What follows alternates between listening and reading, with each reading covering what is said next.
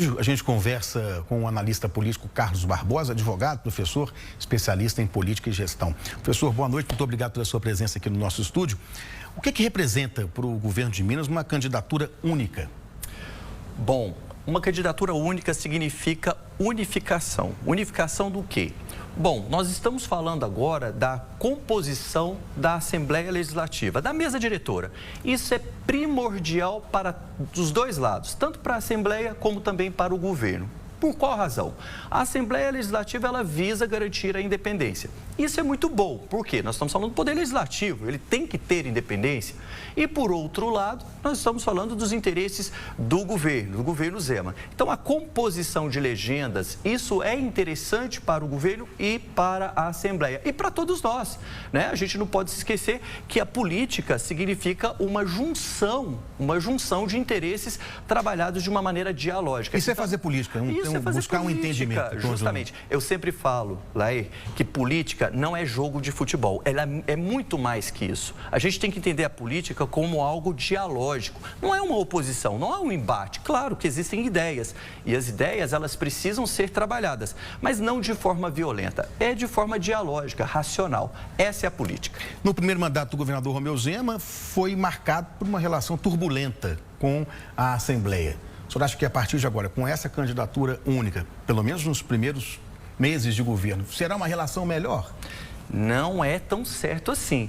Por qual razão? Porque nós estamos falando de uma candidatura do Tadeuzinho que o governo Zema, ele entrou como um fortalecedor, mas o Tadeuzinho, ele já tinha o capital político necessário para garantir a sua eleição. Ele não dependeria do apoio do governo Zema. E o Tadeuzinho, ele já é vamos falar assim, um lançamento do Agostinho, que sempre fez oposição ao governo Zema. Então, não é certo e absoluto entender que a vida do governador Zema vai ser tranquila ao longo dos próximos anos. Mas se o governador abrir mão disso, em nome de uma candidatura única, já não é uma sinalização. Uma sinalização de que ele quer, nesse segundo mandato, uma relação mais de paz e amor com a Assembleia, pacificada? Uma pacificada. Sim, o interesse do Zema é justamente esse, vida tranquila ao longo dos próximos anos. Mas será que a forma que ele está conduzindo as articulações políticas ali com a Assembleia é a forma correta?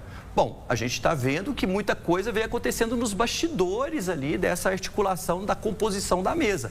Então, vamos ver se realmente isso vai fortificar os interesses do governador ou não.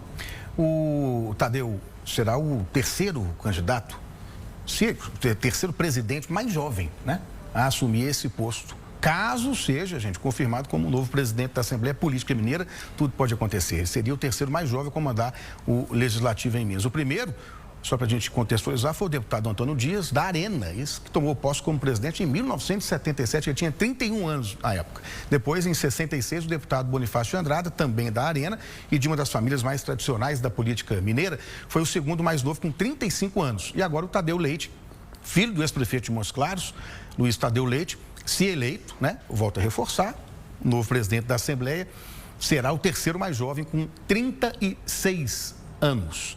Isso pode pesar contra ele, a pouca idade, ou não? Acho que não. Eu acho que a experiência não está ligada à idade. Isso tem um lado bom, que é o lado da inovação. Uma pessoa mais jovem na política, isso significa novas ideias. Porque a política, ela está relacionada com a gestão. E a visão de uma nova gestão significa observar a modernidade, como que a máquina pública ela é conduzida, e isso é muito bom. Então, vai depender muito de como ele vai colocar toda essa experiência em prática. Tá? A idade não significa muita coisa nessas horas. Pode ser uma vantagem. Pode ser, claro. Que seja. Tomara. Tomara que seja. Amanhã nós teremos a visita do governador Zema ao presidente Lula com os outros governadores. E há as demandas, e não são poucas, do Estado de Minas com o presidente Lula, especialmente a duplicação da 381, a novela do metrô, né?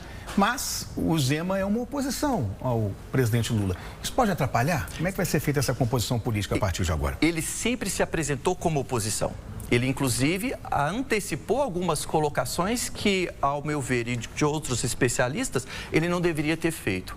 O Zema, ele é oposição ao governo Lula, ele deixou bem claro isso ao longo de todo esse processo eleitoral, né, da presidência, e como também nas colocações nos bastidores, né, para a imprensa, as notas, ele sempre foi uma oposição. Agora ele depende do governo federal. Nós estamos falando de uma relação extragovernamental. O Estado de Minas compõe a federação e a União, ela tem que ter uma boa relação com o Estado de Minas e o Estado de Minas com a União. Então, esse diálogo esse encontro entre Lula e Zema pode ser algo muito bom para o Estado de Minas, dependendo da forma que ele vai conversar, como que ele vai se articular com o governo presidencial. Mas vai precisar reconstruir pontes? Ele chegou a questionar o papel do governo Lula durante as invasões à Praça dos Três Poderes, no início de janeiro. Isso, evidentemente, contrariou o presidente Lula.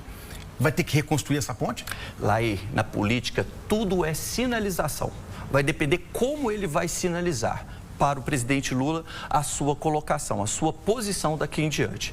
Sinalizar, gente, significa você apresentar algo para o presidente Lula que pacifique essa oposição. A oposição, ela é certa, ela vai acontecer, mas como ela vai ser conduzida pelo governador Zema? Então, o que o Lula vai esperar é essa sinalização, como que vai ser conduzida essa oposição. É a política mineira. Professor Carlos Barbosa, muito obrigado. Prazer. Até uma próxima. Quinta que vem tem mais MGR na política.